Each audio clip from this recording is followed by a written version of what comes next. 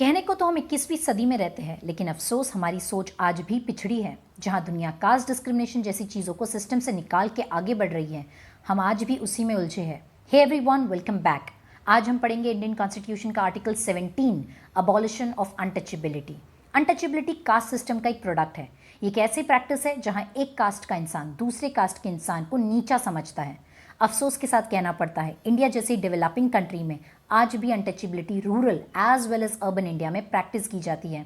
1950 में जब हमारे इंडियन कॉन्स्टिट्यूशन बन रहा था, हमारे फ्रेमर्स ऑफ इंडियन कॉन्स्टिट्यूशन ने लीगली अनटचेबिलिटी को अबॉलिश करने का प्रस्ताव रखा, जो पूर्ण बहुमत से राजी किया गया।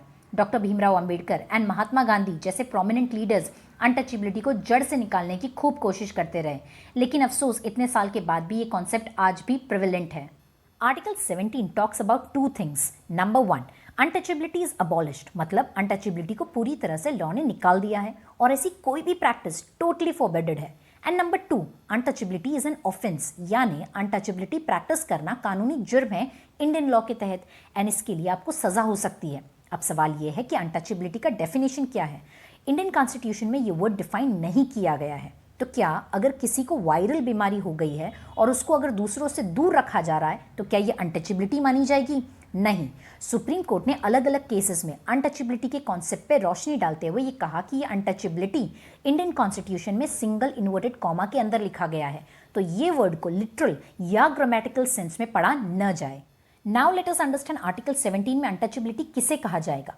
किसी भी पर्सन को उसके कास्ट के बेसिस पे किसी भी पब्लिक या एजुकेशनल इंस्टीट्यूट में एडमिशन देने से रोकना या मना करना, किसी भी पर्सन को पब्लिक प्लेस ऑफ वर्शिप में आने से रोकना उसके कास्ट या उसके रिलीजन के बेसिस पे, shops, public restaurants, hotel, public entertainment वाली जगहों पे जात पात, ऊंच नीच के भेदभाव करना, किसी शेड्यूल कास्ट या शेड्यूल ट्राइब के मेंबर को इंसल्ट या ह्यूमिलिएट करना, अनटचेबिलिटी को प्रैक्टिस करना या सिखाना, ये सारी चीज़ों को लॉ ने अबॉलिश किया है और ऐसे करने पे कड़ी सज़ा देने का हुक्म दिया है, क्योंकि ये सारी चीज़ें एक इंसान को दूसरे इंसान की तरफ इनह्यूमैनिटी एंड डिस्क्रिमिनेशन क्रिएट करवाती है on the grounds of caste differentiation. And as Mahatma Gandhi rightly quoted, if untouchability lives, humanity must die. इसलिए अनटचेबिलिटी की प्रैक्टिस को जड़ से निकालना बहुत ज़रूरी है। तो अब बात करते हैं पनिशमेंट फॉर अनटचेबिलिटी की। तो article 35 of Indian constitution parliament को ये पावर देता है कि कॉन्स्टिट्यूशन में जितने भी फंडामेंटल राइट्स है, अगर वो वॉयलेट होते हैं तो पार्लियामेंट प्रिस्क्राइब पनिशमेंट के लिए स्पेसिफिक लॉज बना सकता है। आर्टिकल 17 के पनिशमेंट के लिए अनटचेबिलिटी ऑफेंस एक्ट 1955 बनाया गया। लेटर इन 1976 अनटचेबिलिटी ऑफेंस एक्ट में कुछ और बदलाव लाकर इस लॉ को और स्पेसिफिक एंड स्ट्रिक्ट बनाया गया, एंड उसी वक्त इस लॉ को रीनेम किया गया to protection of civil rights act 1955। In 1987, an amendment was brought into to make the penalty for untouchability more stringent by Untouchability Offence Act 1987.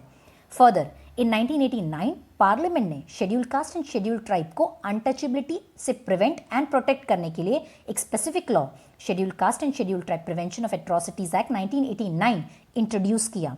कचरे बिनने वाले, गटर सर्व करने वाले लोगों के साथ होने वाली अनटचेबिलिटी को रिस्ट्रिक्ट करने के लिए 2013 में manual scavengers and their rehabilitation act 2013 pass किया गया।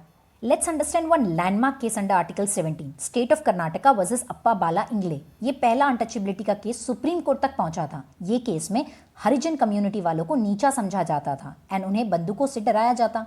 सुप्रीम कोर्ट ने ये एक्ट को कास्ट के बेसिस पे डिस्क्रिमिनेशन डिक्लेयर करते हुए रिस्पोंडेंट्स को कन्विक्ट किया। तो बच्चों, ये था आर्टिकल 17।